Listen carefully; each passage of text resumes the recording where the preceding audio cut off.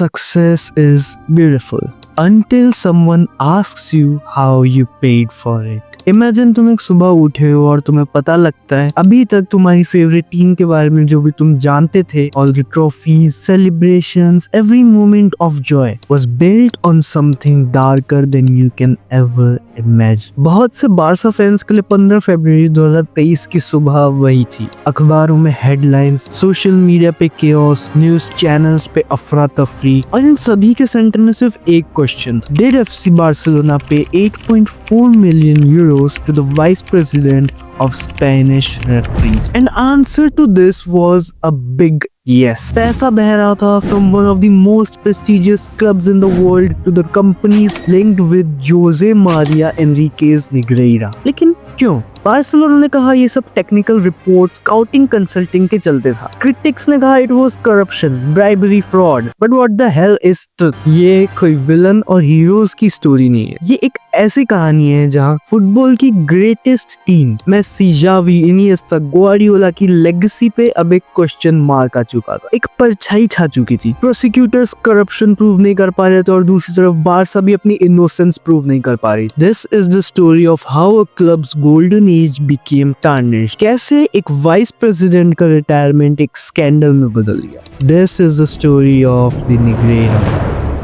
But इससे पहले मैं इस वीडियो में आगे बढ़ूं, मैं तुम्हें बस इतना बता दूं कि मैं इस मैटर के ना इधर हूं ना उधर हूं। मेरा खुद का क्लब पैसों के चक्कर में फंसा हुआ है। All I am telling you is the information I found on web.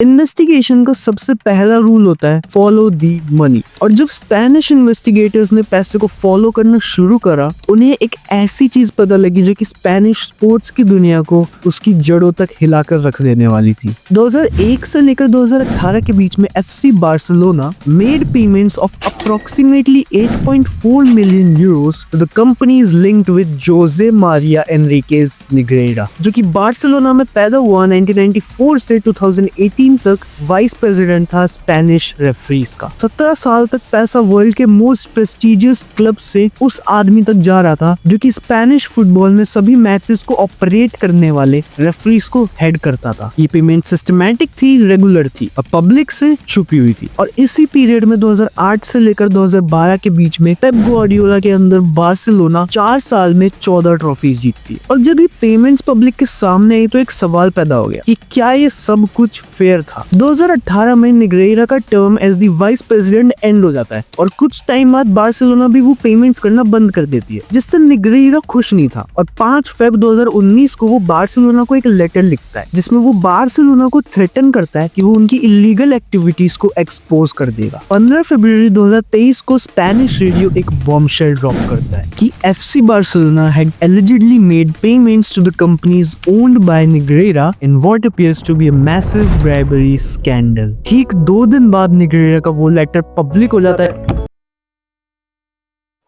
ठीक 2 दिन बाद नेग्रेरा का वो लेटर पब्लिक हो जाता है और पूरी दुनिया जान जाती है कि उसके अंदर क्या लिखा था। Ex vice president Negreira was threatening FC Barcelona for not making further payments to his companies. इस पे बार्सिलोना का एक सिंपल रिस्पॉन्स आता है कि उन्होंने नेग्रेरा को as an external consultant hire कर रखा, यूथ प्लेयर्स की वीडियो रिपोर्ट्स और प्रोफेशनल रेफरीज की टेक्निकल रिपोर्ट्स प्रोवाइड करने के लिए। 4 दिन बाद बहुत से ला लीगा क्लब्स एक जॉइंट स्टेटमेंट पब्लिश करते हैं अपने कंसर्न्स दिखाते हुए इस मैटर के ऊपर। और इस लिस्ट में Atletico Madrid, Real Betis, Sevilla, Real Sociedad, Villarreal और इन सभी को मिला के टोटल 15 क्लब्स इंक्लूडेड। और फिर उसी साल बार्सिलोना के एक्स प्रेसिडेंट बार्टोमेओ रोसे नेग्रेरा और नेग्रेरा के बेटे पर क्रिमिनल चार्जेस फाइल कर दिए जाते हैं। और इस सब के बाद यूएफए भी इन्वेस्टिगेशन को ज्वाइन करता है। और गरीबी में आटा गीला, ये लाइन तो इस गरीब क्लब पे फिट भी होती है। सितंबर में प्रोसिक्यूटर्स बार्सिलोना पे ब्राइबरी के चार्जेस लगा देते हैं। जब भगवान देता है तो छप्पड़ फाड़ के देता है और लेता है तो। बार्सा और सेविया के एक मैच के पहले सेविया के डायरेक्टर बार्सिलोना के डायरेक्टर के साथ एक प्री मैच मील रिफ्यूज कर देते हैं और फिर स्टेडियम में प्रेसिडेंट के साथ बैठना रिफ्यूज कर देते हैं। पानी इस टाइम सर से ऊपर जा चुका था। जब बार्सिलोना के एक्स कोच पेप ग्वार्डियोला से इसके बारे में पूछा जाता है तो उनका इस पे एक सिंपल रिप्लाई रहता है, it wasn't a scandal how well we played, we won because we were far better than our rival. और अगले साल 24 में 2024 को कोर्ट बार्सिलोना पे लगे ब्राइबरी के हाइपोथेसिस को रिजेक्ट कर देते, लेकिन सितंबर 2024 में इस केस के जज एगुइरे इन्वेस्टिगेशन को 6 महीने से इंक्रीज कर देते हैं। यानी बार्सिलोना अभी भी पूरी तरह इस मैटर से फ्री नहीं हुई थी, बट आगे जो होने वाला था that was probably the best thing that could have happened for Barcelona in that period of time. Her scandal में एक ऐसा कैरेक्टर होता है जो कि सीधी सीधी कहानी को उल्टा कर देता। नेग्रेरा केस में वो नाम था मिगेल गालान, CENAFE के प्रेसिडेंट। फुटबॉलिंग दुनिया में मिगेल एक निकनेम से मशहूर थे, एल केरेयाटो, जिसका मतलब था लॉ सूट फिलर, क्योंकि इस बंदे का past was famous because of his legal victories, his legal fights. लेकिन मिगेल की एंट्री के साथ एक पैराडॉक्स की शुरुआत हो जाती है। इस केस में मिगेल गालान एंटर करता है इस केस को एज अ प्रोसिक्यूटर, लेकिन पब्लिक में वो बार्सिलोना का सबसे वोकल डिफेंडर होता है, एक ही वक्त पे केस के इधर भी और उधर भी, जिसके बारे में अगर तुम थोड़ा ध्यान से सोचो तो यू विल रियलाइज कि वो थाली का बैंगन था। अगस्त 2025 इस केस का डायरेक्शन बदलने वाला था, क्योंकि मिगेल गालान ने ला लीगा के प्रेसिडेंट जेवियर तेबास के अगेंस्ट एक 50 पेजेस का लॉ सूट डोसियर फाइल कर दिया, जिसमें इल्जाम था कि तेबास ने कॉन्फिडेंशियल फाइनेंशियल डेटा रिवील करा है। निको विलियम्स के ट्रांसफर सागा के टाइम बार्सिलोना की इंटरनल फाइनेंशियल डिटेल्स, उनकी VIP बॉक्स सेल्स की इंफॉर्मेशन, ये सब कुछ। और इस सब के बाद अचानक से पूरा फोकस FC बार्सिलोना से शिफ्ट होकर ला लीगा प्रेसिडेंट जेवियर तेबास के ऊपर हो गया था। मिगेल अनएक्सपेक्टेडली बार्सा का एक एलाय बनता नजर आ रहा था। सितंबर 2025 ये प्लॉट और भी ज्यादा कॉम्प्लिकेट हो। मिगेल गालान एज अ प्रोसिक्यूटर अभी तक इस केस को ज्वाइन नहीं करा था, वो बस बार्सिलोना को पब्लिकली डिफेंड कर रहा। लेकिन अब मिगेल गालान इस केस को officially as a prosecutor enter करता। अब वो सिर्फ एक कमेंटेटर नहीं था, वो टेबल पर बैठा हुआ एक प्लेयर था। मिगेल इस केस को ज्वाइन करते ही टेस्टिमनीज डिमांड करता है former RFEF president Angel Maria Villar और फॉर्मर रेफरी माटेओ लाहोस से। और suddenly it wasn't anymore Barcelona versus prosecution but a multi-layered game of chess, and it was just gonna get more complicated from here. और अगर तुम Barcelona की बात कर रहे हो और उनके अगेंस्ट में रियल मैड्रिड नाम ना सुनो तो कहानी थोड़ी अधूरी लगती है। रियल मैड्रिड कोर्ट में एक ऑब्जेक्शन फाइल करती है। उनका सीधा सीधा आर्गुमेंट था कि मिगेल गालान न्यूट्रल नहीं है। उन्होंने कहा कि गालान पब्लिक में बार्सिलोना को डिफेंड कर रहा है और केस में आके एक प्रोसिक्यूटर बन जा रहा है, यानी वो प्रोसिक्यूशन का हिस्सा भी है और इनडायरेक्टली बार्सिलोना का एक डिफेंडर भी है। रियल मैड्रिड ने उसे हिडन डिफेंस कह के टर्म करा था। सिंपल शब्दों में उनका भी यही मानना था कि ये बैंगन है। लेकिन अब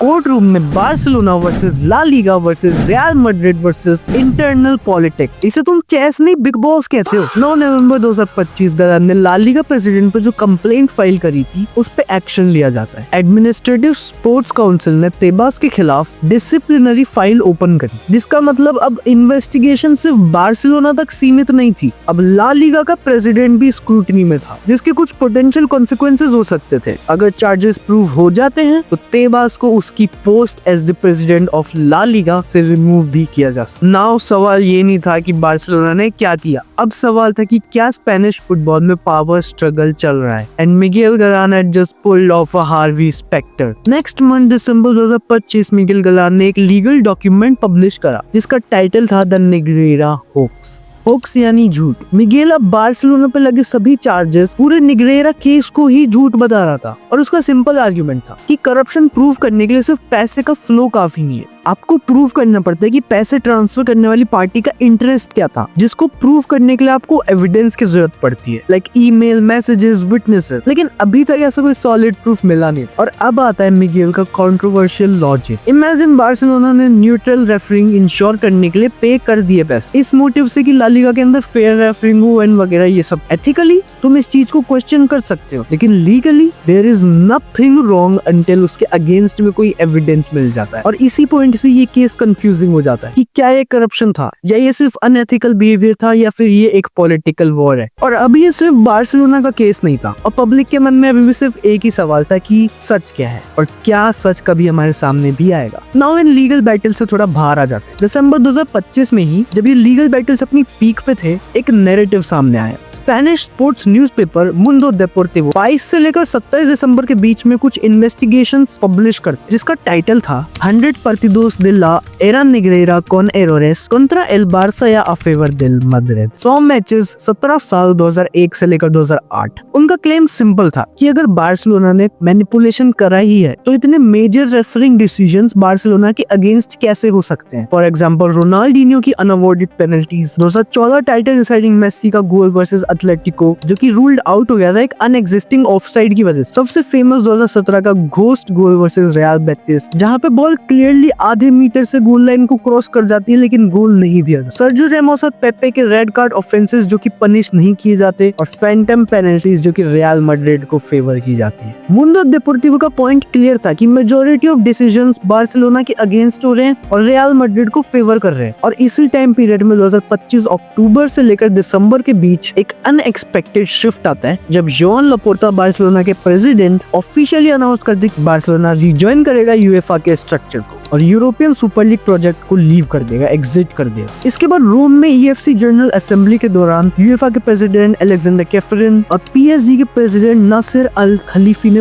लापोर्ता को वेलकम किया। ये वही यूएफए का प्रेसिडेंट था जो कि निग्रेरा केस की स्टार्टिंग में बार्सिलोना के अगेंस्ट था और इस केस को one of the most serious scandals कह रहा था, लेकिन अब वो बार्सिलोना के साथ खड़ा था। Politics guys, politics. But Barcelona के अब सुपर लीग प्रोजेक्ट को एग्जिट करने के बाद फ्लोरेंटिनो पेरेज और रियल मैड्रिड सुपर लीग के अकेले मेजर सपोर्टर्स रह गए थे और तब पेरेज का स्टेटमेंट आता है, it's not normal for Barcelona to pay over 8 million to vice president of referees. जिस पर जॉन लापोर्टा रिप्लाई करता है, रिप्लाई तो नहीं मैड्रिड को अक्यूज करता है कि वो निग्रेरा केस को खींच रहे हैं ताकि वो अपनी सुपर लीग आइसोलेशन से लोगों की अटेंशन को डाइवर्ट कर सके। ये तो बहुत इजी मूव हो गया। उन्होंने मुंडो डेपोर्टिवो रिपोर्ट का रेफरेंस दिया कि अगर बार्सिलोना ने मैनिपुलेशन किया ही होता तो इतने मेजर रेफरिंग डिसीजंस उनके अगेंस्ट कैसे हो जाते। Get a room guys, it's 2026 और ये केस हर एक केस की तरह अभी भी अनसॉल्व्ड ही है। इन्वेस्टिगेशंस चल रही है। की क्वेश्चन अभी भी वही है कि 8.4 मिलियन यूरोज क्यों? फाइनल वर्डिक्ट कुछ भी हो, इस केस ने ऑलरेडी बहुत डैमेज कर दिया है। सुपर लीग अलायंस टूट चुकी है, बार्सिलोना ने यूएफए को ज्वाइन कर लिया है, now real Madrid is left alone और फुटबॉल का वो गोल्डन एज जो कि अब हमेशा एक डिबेट के साथ याद किया जाएगा। और इस वीडियो के बारे में रिसर्च करने के बाद मैं बस यही सोच रहा हूँ कि काश मैं 2011 की उस बार्सिलोना को लाइव एक्सपीरियंस कर पाता। Because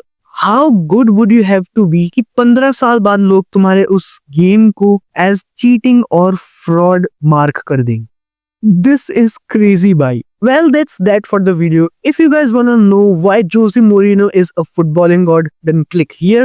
And if you guys wanna know And if you guys wanna know the story of the Great Wall of Milan, Paolo Maldini, then click here. And I will see you guys there or in my next video. Till then, take care. See ya, nerd.